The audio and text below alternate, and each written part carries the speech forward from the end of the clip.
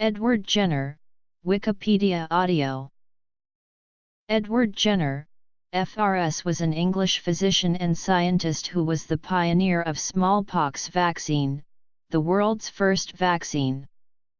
The terms vaccine and vaccination are derived from variole vaccini, the term devised by Jenner to denote cowpox. He used it in 1796 in the long title of his inquiry into the variole vaccini known as the cowpox, in which he described the protective effect of cowpox against smallpox. Jenner is often called the father of immunology, and his work is said to have saved more lives than the work of any other human. In Jenner's time, smallpox killed around 10% of the population, with the number as high as 20% in towns and cities where infection spread more easily. In 1821 he was appointed physician extraordinary to King George IV, and was also made mayor of Berkeley and justice of the peace. A member of the Royal Society, in the field of zoology he was the first person to describe the brood parasitism of the cuckoo. In 2002, Jenner was named in the BBC's list of the 100 Greatest Britons. Edward Anthony Jenner was born on May 17, 1749 in Berkeley, Gloucestershire, as the eighth of 9 children. His father, the Reverend Stephen Jenner, was the vicar of Berkeley, so Jenner received a strong basic education. Early life. He went to school in Watton-under-Edge and Cirencester. During the time, he was inoculated for smallpox, which had a lifelong effect upon his general health. At the age of 14, he was apprenticed for 7 years to Daniel Ludlow, a surgeon of Chipping Sodbury, South Gloucestershire, where he gained most of the experience needed to become a surgeon himself. In 1770, Jenner became apprenticed in surgery and anatomy under Surgeon John Hunter and others at St. George's Hospital. William Osler records that Hunter gave Jenner William Harvey's advice, very famous in medical circles: "Don't think, try." Hunter remained in correspondence with Jenner over natural history and proposed him for the Royal Society. Returning to his native countryside by 1773, Jenner became a successful family doctor and surgeon, practicing on dedicated premises at Berkeley. Jenner and others formed the Fleece Medical Society or Gloucestershire Medical Society, so called because it met in the parlour of the Fleece Inn, Rodborough, meeting to dine together and read papers on medical subjects. Jenner contributed papers on angina pectoris, ophthalmia, and cardiac valvular disease and commented on cowpox. He also belonged to a similar society which met in Alveston, near Bristol. He became a Master Mason on December 30, 1802, in Lodge of Faith and Friendship No. 449. From 1812–1813, he served as Worshipful Master of Royal Berkeley Lodge of Faith and Friendship. Edward Jenner was elected Fellow of the Royal Society in 1788, following his publication of a careful study of the previously misunderstood life of the nested cuckoo, a study that combined observation, experiment, and dissection. He described how the newly hatched cuckoo pushed its host's eggs and fledgling chicks out of the nest.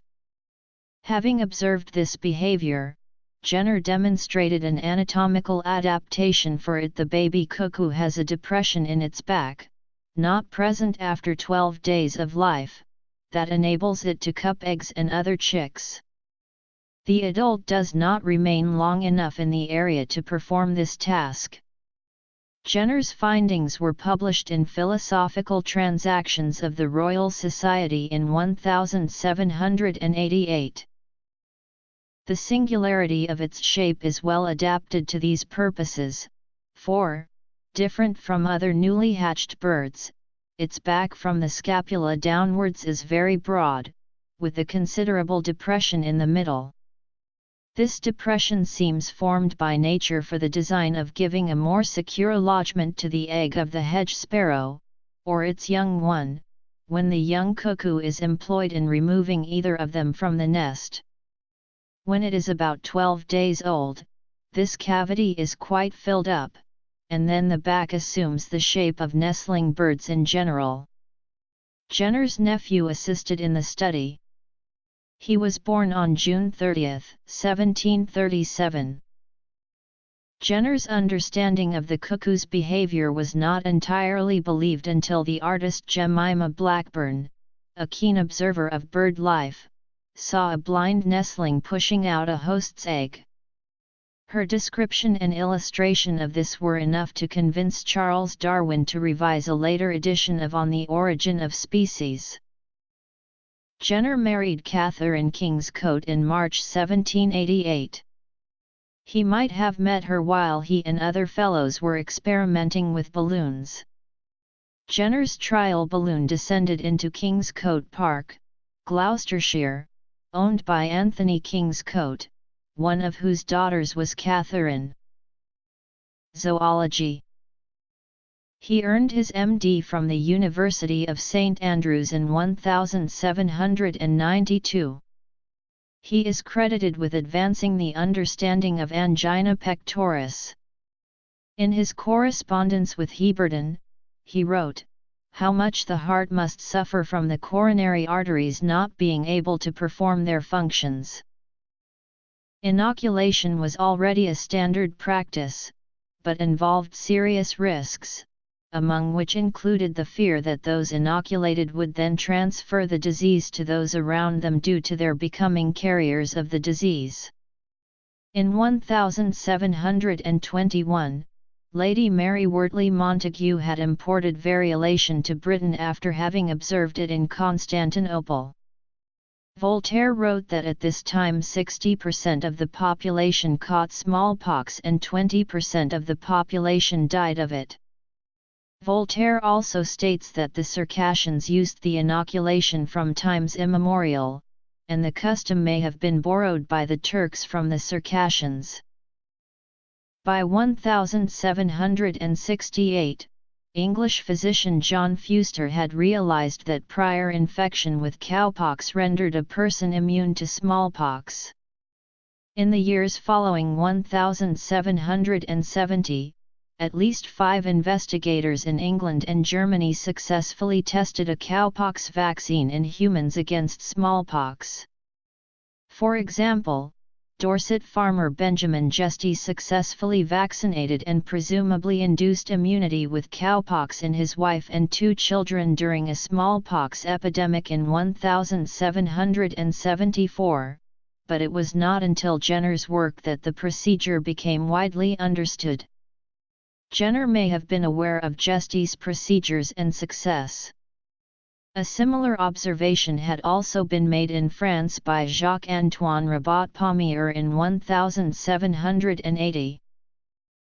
Noting the common observation that milkmaids were generally immune to smallpox, Jenner postulated that the pus in the blisters that milkmaids received from cowpox protected them from smallpox. On May 14, 1796, Jenner tested his hypothesis by inoculating James Phipps, an 8-year-old boy who was the son of Jenner's gardener. He scraped pus from cowpox blisters on the hands of Sarah Nelms, a milkmaid who had caught cowpox from a cow called Blossom, whose hide now hangs on the wall of the St. George's Medical School library. Phipps was the 17th case described in Jenner's first paper on vaccination. Jenner inoculated Phipps in both arms that day, subsequently producing in Phipps a fever and some uneasiness, but no full-blown infection. Later, he injected Phipps with variolaus material, the routine method of immunization at that time. No disease followed. The boy was later challenged with variolous material and again showed no sign of infection. Donald Hopkins has written, Jenner's unique contribution was not that he inoculated a few persons with cowpox, but that he then proved that they were immune to smallpox. Moreover, he demonstrated that the protective cowpox pus could be effectively inoculated from person to person, not just directly from cattle. Jenner successfully tested his hypothesis on 23 additional subjects. Marriage and human medicine. Invention of the vaccine. Jenner continued his research and reported it to the Royal Society, which did not publish the initial paper. After revisions and further investigations, he published his findings on the 23 cases.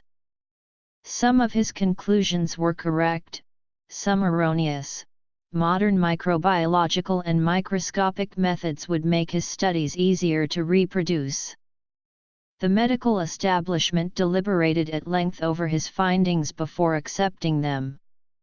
Eventually, vaccination was accepted, and in 1840, the British government banned variolation, the use of smallpox, to induce immunity, and provided vaccination using cowpox free of charge. Later life. Death. Religious views. Legacy. Monuments and buildings. The success of his discoveries soon spread around Europe and was used en masse in the Spanish Bombas expedition, a 3-year-long mission to the Americas, the Philippines, Macau, China, led by Dr. Francisco Javier de Bombas with the aim of giving thousands the smallpox vaccine. The expedition was successful, and Jenner wrote, "I don't imagine the annals of history furnish an example of philanthropy so noble, so extensive as this." Napoleon, who at the time was at war with Britain, had all his French troops vaccinated, and at the request of Jenner he released English prisoners of war and permitted their return home. Napoleon remarked he could not refuse anything to one of the greatest benefactors of mankind. Jenner's continuing work on vaccination prevented him from continuing his ordinary medical practice. He was supported by his colleagues and the king in petitioning Parliament, and was granted £10,000 in 1802 for his work on vaccination. In 1807, he was granted another £20,000 after the Royal College of Physicians confirmed the widespread efficacy of vaccination. In 1803 in London, he became president of the Jennerian Society, concerned with promoting vaccination to eradicate smallpox. The Jennerians ceased operations in 1809. In 1808, with government aid, the National Vaccine Establishment was founded, but Jenner felt dishonored by the men selected to run it and resigned his directorship. Jenner became a member of the Medical and Chirurgical Society on its founding in 1805 and presented several papers there.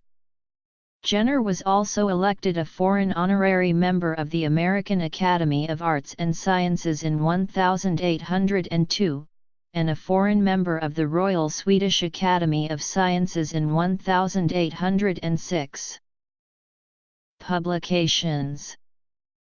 Returning to London in 1811, Jenner observed a significant number of cases of smallpox after vaccination. He found that in these cases the severity of the illness was notably diminished by previous vaccination. In 1821, he was appointed physician extraordinary to King George IV, and was also made mayor of Berkeley and justice of the peace. He continued to investigate natural history, and in 1823, the last year of his life, he presented his observations on the migration of birds to the Royal Society.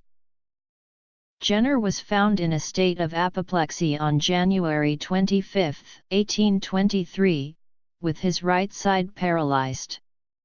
He never fully recovered and eventually died of an apparent stroke, his second, on January 26, 1823, aged 73. He was buried in the Jenner family vault at the Church of St. Mary's, Berkeley, Gloucestershire.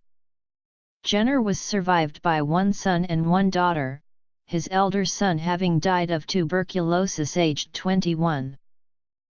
Neither fanatic nor lax, Jenner was a Christian who in his personal correspondence showed himself quite spiritual.